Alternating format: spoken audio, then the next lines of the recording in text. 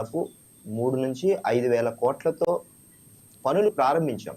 ఈరోజు అవన్నీ చిలుం పట్టేసి మళ్ళీ మొదటి నుంచి దాన్ని పునర్నిర్మించాలన్నా, ఆ యొక్క స్టీల్ కాంక్రీట్‌కి సంబంధించిన దాదాపు 50-70 మీటర్ల లోతు లోపల నుంచి కాంక్రీట్ తీసి వేసిన దాన్ని పని చేస్తూనే లేదా అని మొన్ననే ఐఐటీ వాళ్ళు మెడ్రాస్ నుంచి తీసుకురావడం కూడా జరిగింది. మనం నిపుణులను తీసుకొచ్చి, సైంటిస్ట్‌ని తీసుకొచ్చి వారి యొక్క ఆలోచనలు తీసుకోవడం జరిగింది.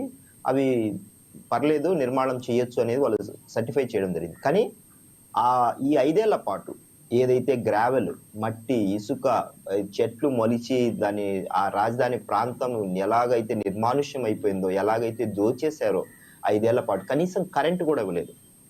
తుళ్ళూరు ఆ రోడ్డు అంతా రాజధాని అమరావతికి సంబంధించిన రాజధాని గ్రామాలకు సంబంధించినటివి.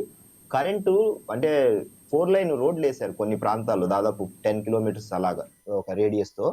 వాటికి కనీసము లైటింగ్‌కు కరెంట్ కూడా ఇవ్వకపోతే సిఆర్‌డి వాళ్ళకి కరెంట్ నిలిపేశారు. ఇప్పుడొచ్చాక మళ్ళీ మన కూటమి ప్రభుత్వం వచ్చిన తర్వాత వాటికి కరెంట్ ఇవ్వడము, మళ్ళీ ఇప్పుడు వెలుగులతో రోడ్లు కనీసము కనిపిస్తున్నాయి. అంటే ఒక రాజధాని నిర్మాణానికి మనకు కేంద్ర ప్రభుత్వం సహకారం అందిస్తారన్నా కూడా వెనుకబడి జిల్లాలకు దాదాపు ఒక్కొక్క జిల్లాకు 7 జిల్లాలకు సంబంధించి 350 కోట్ల రూపాయలు మనకు ప్రతి ఏడాది హక్కుగా విభజన చట్టం ద్వారా రావాల్సి ఉన్నా కూడా గత గవర్నమెంట్ నిర్లక్ష్యంగా పూర్తి స్థాయిలో పార్లమెంట్ లో ఒక బిల్ పెట్టడం కానీ, ప్రైవేట్ బిల్లు కానీ, లేకపోతే ఒక చర్చకు తీసుకోవడం కానీ ఏమే గాని చేయకోకుండా చేతులు కట్టుకొని ఉండి చోద్యం చూస్తూ కూర్చున్నారు. అంటే కనీసం హక్కుగా రావాల్సిన మళ్ళీ వాళ్ళు ఏం చెప్తున్నారు, ప్రాంతీయ పార్టీలలో మాది 4వది దేశంలో, ఏది పార్లమెంట్ లో మా బలము, ఇక్కడికి వచ్చి చెప్పడమే. అక్కడ మాత్రం ఎట్లాంటి వ్యాఖ్యలు చేసేది కాదు, చేయడం లేదు.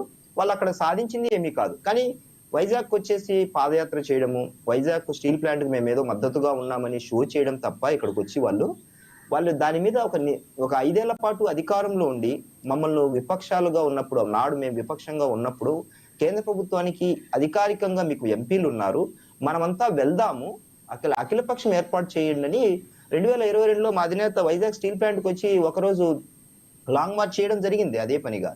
కానీ ఆ రోజు కూడా వాళ్ళు ఏమి స్పందించలేదు.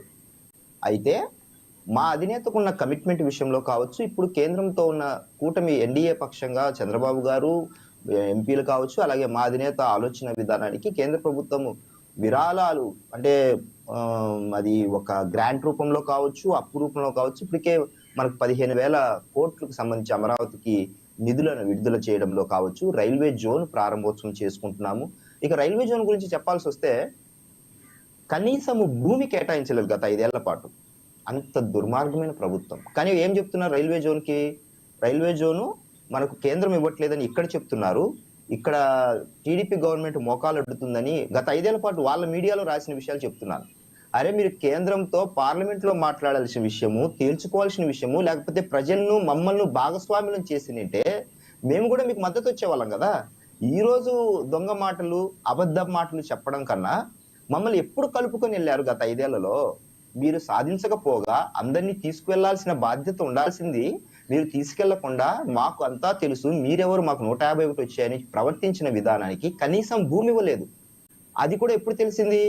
0 అవర్లో ప్రశ్నోత్తరాల సమయంలో ఎందుకు రైల్వే జోన్ ఇంకా మాకు కేటాయించలేదని అడిగిన సభ్యుడి ప్రశ్నకి రాష్ట్ర ప్రభుత్వం దీని మీద ఏం ఇనిషియేషన్ తీసుకోలేదు, మేము ఉత్తరం రాసాము, వాళ్ళు ఏం స్పందించలేదు, మేము ఎక్కడ పెట్టాలి, రాష్ట్ర ప్రభుత్వం కూడా అందులో వాటా ఉంటుంది. రైల్వే జోన్ అంటే భూమి ఇవ్వాల్సింది స్టేట్ లోకల్ కి సంబంధించిన గవర్నెన్స్ ఇవ్వాల్సి ఉంటుంది. వాళ్ళు ఎక్కడ ఏం చెప్పలేదు. మేము ఎలా నిర్మించాలి, మేము ఆల్రెడీ రాసాం, మేము రెడీగానే ఉన్నాము రైల్వే జోన్ కంటే. అంటే అంతటి ఆలోచన, అంటే దుర్మార్గమైన ఆలోచన. ఈ రాష్ట్రానికి పెట్టుబడులకు సంబంధించి ఒక మేలు చేద్దాము, మంచి చేద్దాం ప్రజలకు, ఎంతసేపు దోపిడీ, అక్రమాలు, అన్యాయాలు చేయడానికి గత 5 ఏళ్ల పాటు సరిపోయింది. సో ఇప్పుడు అనకాపల్లికి సంబంధించినది ఉక్కు ఫ్యాక్టరీకి సంబంధించి కానీ, పెట్టుబడులకు సంబంధించి కానీ, అలాగే ఫార్మాస్యూటికల్ ఇండస్ట్రీస్ కి సంబంధించి కానీ, సో వెనకబడిన జిల్లాలకు ఒక ప్రత్యేకమైన వెసులుబాటు కల్పించే విషయంలో కానీ, అలాగే విరివిగా కేంద్రము మనల్ని ఆదుకునే విషయంలో ఏదైనా మనం వారి దృష్టికి తీసుకెళ్ళినప్పుడు, ముఖ్యంగా పోలవరంకి సంబంధించిన విషయాలు కావచ్చు, పోర్టుకు సంబంధించిన విషయాలు, ఇలాంటివి కొన్ని ముఖ్యమైన